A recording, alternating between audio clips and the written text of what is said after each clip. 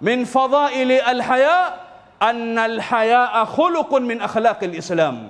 Haya, ikhwata aliman, ni tabia katika jumla ya tabia njema za Uislamu. Mtume alayhi salatu wassalam anatuambia fi hadithin sahha anhu, inna likulli dinin khuluqa wa khuluq alislam alhaya. Hakika kila dini ina tabia zake, wa khuluq alislam, na tabia ya Uislamu alhaya, ni Muislamu kuwa na haya, ni Muislamu kuwa na hii sifa ya haya. Katika fadhail za alhaya, ikhwata aliman, anna alhayaa shu'batun min ash-shu'ab al-imaniyah. Katika ubora wa haya ni kuwa haya ni sehemu katika sehemu ya iman.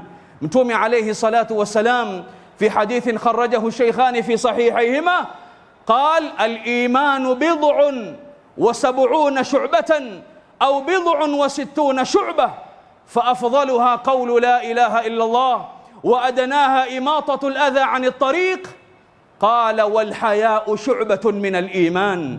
Mtume alayhi salatu wassalam katika kutuonyeshea umuhimu wa Muislamu kujipamba na sifa ya haya anatuambia iman ni sehemu 70 na ni vipengele 70, na kipengele cha juu ni kule kutamka la ilaha illa Allah. Kipengele cha chini kabisa ni kuondosha udhia barabarani chenye kumuudhi Muislamu. Kisha akatwambia katika jumla ya vipengele vilivyobakia kutuonyeshea umuhimu wa Muislamu kuwa na sifa ya haya, akatwambia wal hayau shu'batun min al iman. Haya ni sehemu katika jumla ya sehemu za iman.